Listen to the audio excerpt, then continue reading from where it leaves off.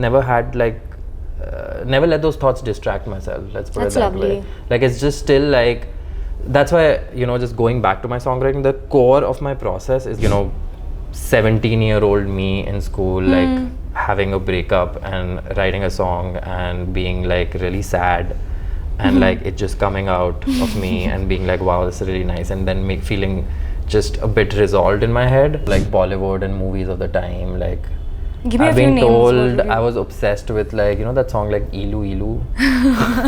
As a 5-year-old, apparently I used to like replay it. Like there were like those like VCRs. I'm definitely a very like, I've definitely like feel things very intensely. Yeah. And it's also been a, something that I've actually had to learn how to deal with.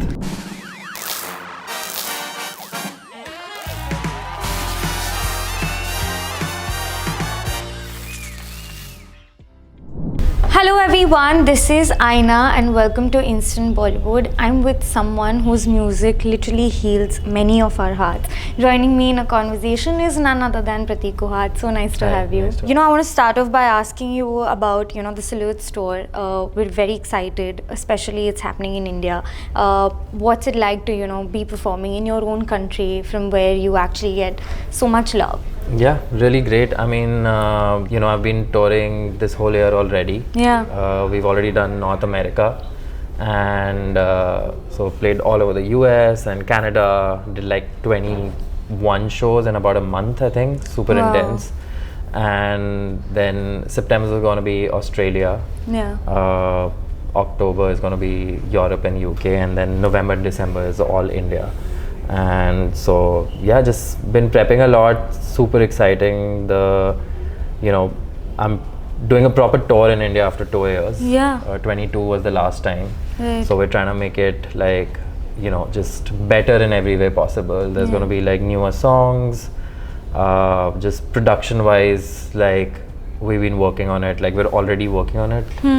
Just in terms of like, I don't want to reveal too much about what it's going to be like as an experience, but it's going to be really, really special. We're waiting for that, but you've also seen the concert culture in India especially evolve and get better, and now people are like fully indulged in it. Yeah. Did you have your doubts before when you started off? Because tours in India wasn't a thing, a few years back. Yeah. It has now, we're seeing international artists also come. We're seeing our own independent artists perform. What do you have to say about that? And also with this whole life of, performing in different places every other day, how do you deal with there's so much going on? Because it's very overwhelming. Yeah, I mean, definitely what you said, in the first half of your question, that I've seen like the whole transformation of the Indian scene, the Indian audiences. When I started out like in 2013, 2014, concerts used to happen, but just not as much, Right. and not at the scale and frequency, especially. Like now it's like, and it's a bit of both in terms of the fact that like there was not enough, like just the culture wasn't there, so like the audiences kind of didn't know about it even. So because of that, just concert didn't happen that much. So it was hard to put together a concert when you wanted to. Venues were hard to find. Like doing production of it was like Exactly. challenging. Yeah. But we've come like a really long way in the Long way. last like decade or so. I mean, it's just both things have improved hand in hand. Like now it's like doing a concert in India is much easier. It's like people know how to put it, Together, yeah. together, and like how to like produce a concert properly, and like have it be like really enjoyable and fun, but also safe and like organized, and and Indian audiences have really opened up to it. So, people are willing to like take out their evenings and go out and spend 2 hours listening to a live act and be excited about it. And, music culture's changed a lot. How many ever people I've spoken to who probably know you or have known of you have always spoken about how humble Prateek Kuhaad is.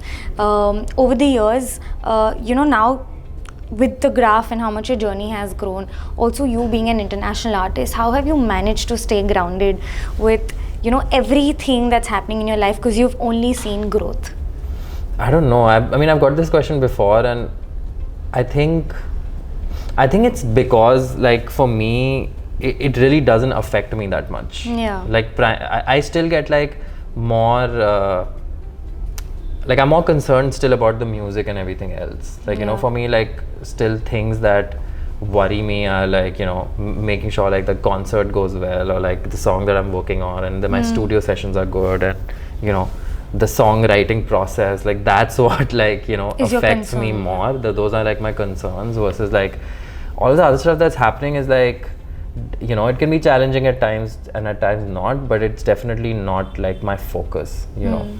So I think it like, you know, maybe that's what makes me come across as like humble, but actually I'm just kind of like detached from it a little bit, I think. So you don't have, because when you're famous, it comes with the good and the bad. So people are going to talk about you. I've seen a lot of people who do feel like, you know, I want to please people, I want people to like me, and that happens a lot with artists. In fact with people in general, like you want people to like you. Do you go through that? Do you feel like I don't want someone to not like me? I'm not talking about your work, but make sure and be conscious about how you're presenting yourself. And I mean, I don't want people to dislike me. Yeah. No, but like a people-pleasing attitude is what I'm saying. I've just never been like that. Yeah. I don't know. I just don't think about it. I feel like I'm just more focused on myself. Yeah. And like the work I'm doing and things I'm doing. Like to me, it's like when it comes to my professional life, it's like the work I'm doing pretty much, like, and when it comes to the work, the main thing is really just the music. It's about the songwriting, and you know, I'm very like concerned about like I definitely want my fans to like stuff, in the sense like have a really good time when they come to my concerts. Make sure the songs they listen to me are like the best I can do. But to me that's more about how I like produce the song and like make the songs, and like so I put a lot of effort in like, you know, the technical side of the music, you know, like the mixing and like, you know, making sure it's produced really well, and you know, like when I do a vocal take, it's like the best I can do. So like there's a lot of like my effort that goes into that.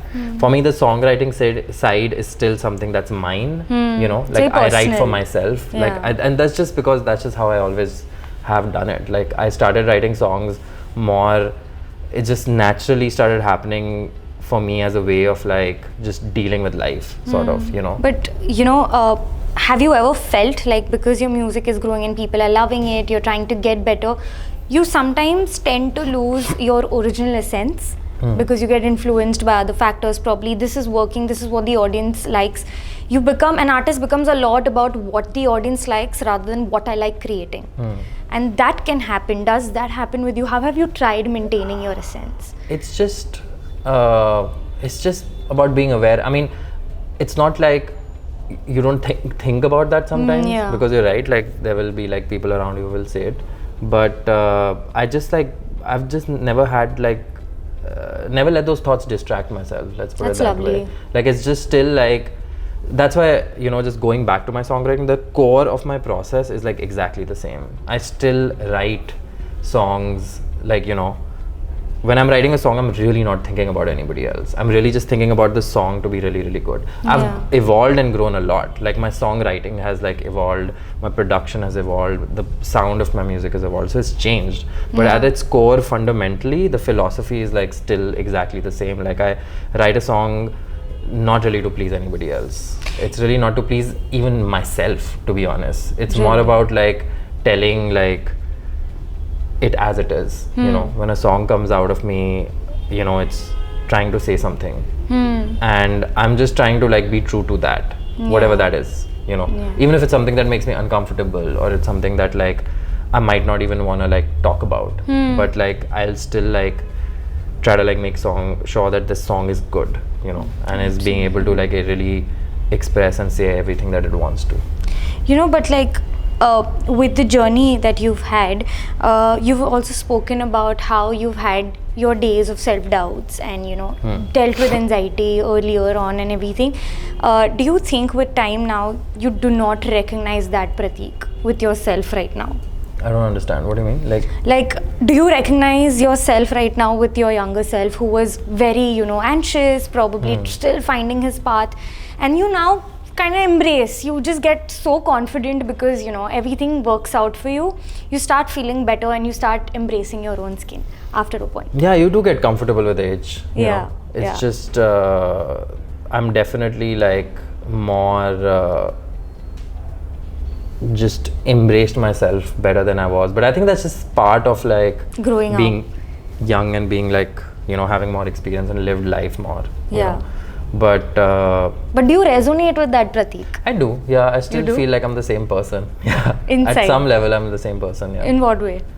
It's hard to explain like what my core is, but you know, I mean, I'm sure you have like a sense of, you know, what exactly it means to be you, and Yeah. it's very difficult to describe, you know. Yeah. But there are certain characteristics and all, like, you know, like my my songwriting process, for example, like that really is the same. I mean, I still feel like the same, you know, 17-year-old me in school, like having a breakup and writing a song and being like really sad and like it just coming out of me and being like, wow, this is really nice, and then feeling just a bit resolved in my head. Yeah. Like that same thing still happens today. Oh, that's So lovely. that thing like really connects me, like Yeah. which is why I feel like the same person. And I think that's why we connect with your songs, because I think that essence still stays. You know, it's so good to see that today. When I think of Prateek Kuhaad songs, I have Prateek Kuhaad's face in my head. When I think of a lot of independent artists, I know they come immediately in my head. And we used to not see that with Bollywood and playback singing. There's a face, there's a lot of love, and there's so much fandom to singers that we have today. Are you sort of not for the entire playback thing? You've done it yourself in Bollywood. But do you think it's important for singers to have their independent journey as well, along with Bollywood? I mean, you know, it's just things are sometimes just the way they are, you know, and there's nothing really wrong or right or good or bad about it, actually. And I think like some of the music that I grew up with is, you know, Bollywood, you know, but like, I mean, so many of my favorite songs are stuff that like, you know, singers from like movies sang, and you know, I still love those songs, you know, and it's just that the process is different. Yeah. In Bollywood, the process is a bit more split up, where like somebody's singing a song, somebody's writing it, somebody's producing it, and somebody else is singing it on screen, you know. So I still like all of that, like that whole process will still put together as a song that can be exceptionally good, which has happened. Like so many of my favorite songs are like just from that. I guess I just like grew up, like for me, like foundationally it comes from this place of everything that I do is really for the song, and then I do it myself, and I've always thought of myself as that first, you know, like I've never really thought of myself as a singer or like a producer or like a guitarist. Like I do all of those things, you know, and I do them well, but to me like my core identity is still very tied to like the song, you know, Itself. So that's why I think of myself mostly as a songwriter. Like, I mean, over the years I've become like a really good performer as well, and I'm just like, I can do all of those things, and I do identify with those roles as well. My core is still like songwriting. So for me, this process just works better. For me, like what I like and what drives me is like, you know, making my own songs and being like a part of it in every aspect. Is it coming from a place where you're a little territorial about your creativity, and maybe that's why?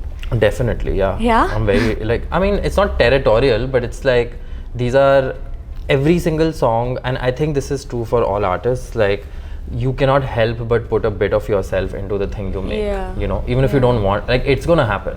I write songs sometimes which are really not about me. You know, it's not really like fully personal. It's just like a song. Like I've written songs for like Bollywood before, you know, for example, like Ho Gaye Hum Kahan, or for Saase. Like Saase was like written for a script, you know, it was written for characters, fictional characters in a movie. There's still, you know, essences of me in it, you know, because there's lines in there which come from something I've lived and gone through. And same with Ho Gaye Hum Kahan, like you also relate to these feelings, right? Like sometimes characters what they are doing in a movie. A good film will always have like something that has kind of happened to you that you relate to. Absolutely. So it kind of all works together in that sense, right? So and because that like everything I write is like coming from this personal place, like I do want to be part of everything, and I'm gonna be a little territorial about it. It's my story, you know what I mean? Like I don't think there's anything wrong with it. Absolutely. Yeah. No, but what kind of music has Prateek Kuhaad heard growing up, or like what's Bollywood? Do you listen to like really kick-ass, you know, strong dance numbers? Like, is that your jam sometimes? Sometimes, yeah, in certain like zones, like with people, like you know, it's like if I'm in a certain zone, then sure, yeah, there are some bangers out there for sure. But like when I'm by myself and alone, I don't tend to listen to like, you know, super high energy songs. Sometimes I do, like it just depends. I'm very, very, very eclectic in my music taste. Okay. Like it's all over the place. I grew up with, you know, I feel like my youngest memory of listening to songs is like Harry Belafonte and Cliff Richards, because those are like two records my parents had. Okay. My mom specifically like had those CDs. I used to listen to that a lot as a 5-year-old child, and like a lot of like Bollywood and movies of the time. Like Give me I've a few been names, told I was obsessed with like, you know, that song like Ilu Ilu. As a 5-year-old, apparently I used to like replay it. Like there were like those like VCRs back then. Yeah, of course. So I don't even remember this actually, but like my mom and my sisters tell me that like it was really annoying because you just get this VCR, put it in the thing, and play it like 50 times a day. I would never imagine Prateek Kuhaad listening to Ilu Ilu.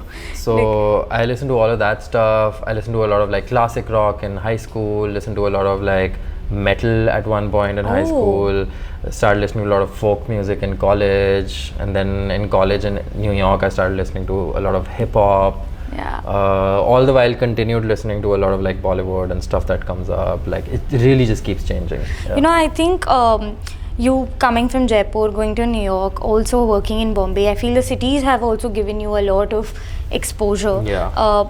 Can you tell me one thing that you've picked up and you think that place has actually shaped you in the person that you are today? Yeah, I mean, I grew up in Jaipur, which I think is kind of like my, you know, definitely like part of my core. Like just my best friends are still from Jaipur. They live in different places, but they're all like, you know, my high school friends. My parents, my sisters have had a big influence on me. We're a very close family unit. We're all like super close. I, you know, see them very often, talk to them very often. So they've been a big influence on me. And just Jaipur as a city, it's small, it's comfortable. It's like, it's a really great like small city in India in that sense. It's pink. It's just, you know, lot of culture, a lot of color. Like definitely like my visual aesthetics at some level come from there. And New York, I think like is like where I really like kind of came into my own. Like I think like I went from this place of just a lot of like community to like being completely alone and individualistic in New York, you know. And New York really is like a city that is special in the sense that it like you can really be yourself because nobody gives, you know, a damn about you. Like at some level in the sense that everybody like just lets you be exactly the person. Like there's no judgment, you know. You can really walk on the street wearing whatever you want, and like there is like a community if you want it, and like but nobody's ever going to be judgmental or so it really like kind of like I just really explored myself, and I really like kind of figured out things about myself and what I really liked and don't like, and be my own person, you know. So and then after that it's just been wild, a bit of a wild ride, because I was just traveling all over the world and in a profession I had no idea about, nobody in my family has any idea about. Like it's just alien territory, and learning that and like navigating it, it's kind of like a strength and a weakness both in that sense, you know. So there's like a lot of thought in the music videos also that you make, and I feel when Kasur came, it literally like, you know, people loved the video because of how raw it was. It exploded and people just started recreating that. I have not seen that in a while. It went viral, and just the fact that, you know, such a simple video could make such a big impact. How do you get that confidence that to maintain that rawness in a time where everything is so like, retouched and, professionally done? Something that raw would do wonders. You never know actually. Like it just happened by accident. Like it was at the time when we couldn't do like professional shoots, Oh yes, yes. So it just ended up being this really raw thing. It's funny, it was actually conceptualized, the video was conceptualized in like 2019, and we always wanted to do that. Okay. We just had like a plan to do it like a bit more polished. Like we were still gonna, kind of get like fans to do the videos and send it to us. We were still gonna do all of that, but like my parts would have been like shot better in a studio, like better lighting, better clothes. It just ended up being like this really, I shot it at home, just like on my piano, wearing regular clothes, like just really simple. And I don't know, I just feel like it, unintentionally added charm to it, I think. And that's not something we planned for, but I think at the core the reason it did really well is because it's just, as a concept, it was like phenomenal. Like the day when I read the concept for the first time, I just knew it. Like immediately I saw it, I was like, this is perfect, this is exactly what like the song needs, and this is perfect for the song. And it's novel and it's going to be really, really good. I knew that like, I have a fan base who's like really, really engaged, and I knew we were going to get lots of videos and we were going to get like gold stuff in there, which we did. And but I knew I was going to do well, but I definitely didn't know I was going to do as well as it did. No, but a lot of your songs, I mean most of them have been really inspired with relationships, with love. Has that played, like, do you credit your relationships a lot in life for just giving you so much inspiration to write songs? Or are you a guy who loves love, just any strong emotion, be it sad, be it happy, it just helps you write your songs better? I mean, I'm definitely a very I definitely feel things very intensely. And it's also been a something that I've actually had to learn how to deal with. So super high EQ. I guess so. I mean, I don't know how to measure EQ, but I definitely feel very intensely about everything. And it's something that makes me who I am, and it definitely makes me a good artist. But in normal life, it's something that can when you get sad, you get really sad. When you get anxious, you get really anxious. When you get happy, you get really happy. So it's like an extreme. A lot of extreme. So in daily life, it's something I've had to learn how to kind of keep inside and control. But when it comes to me writing and me doing stuff, it's a gift. Yeah, absolutely. And it's amazing because then all the good feelings like love is really, really enhanced, and I can really feel it from other people and feel it myself and give it in the most wholesome way possible, which is really I'm glad I'm like this. It's quite amazing.